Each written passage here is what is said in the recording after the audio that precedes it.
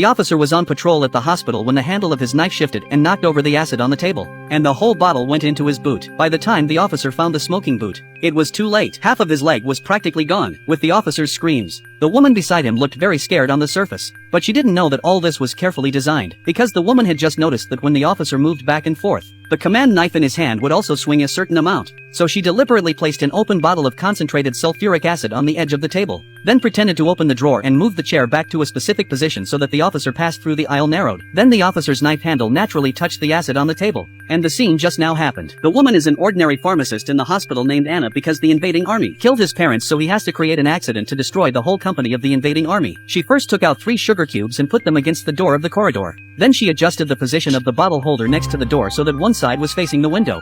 Then she lifted a box of alcohol in the corridor and placed it horizontally. And then she put a trolley on the opposite side of the box to make the aisle only one person's width, so that the soldiers passing by could easily bump into the box. After all this, Anna entered the medical room full of wounded soldiers of the invasion. At that moment, a doctor was holding a bottle of distilled water to sterilize the needles, but he had just turned on the autoclave and the steam that came from the water instantly smashed his glasses. The doctor took off his glasses and was about to wipe them off when Anna took the opportunity to come over and pass the ether in her hand to the doctor as distilled water. The doctor, who was highly nearsighted, didn't notice and poured the whole bottle of ether into the pressure cooker. Anna quietly took the distilled water from the table and adjusted the chair to a certain angle, then went to the door and poured the distilled water in the direction of the wall and quickly flowed to the sugar cube, which would slowly melt over time. In the remaining time, Anna quickly went into the power supply room. She first pulled out the plug of the kerosene lamp, then opened the power supply box and pulled down the electric switch. The whole hospital was plunged into total darkness. She then drenched the safety switches with a water-soaked rag. Then one of the wounded soldiers came to the switch room to check on the malfunction. While the sugar cubes had melted away,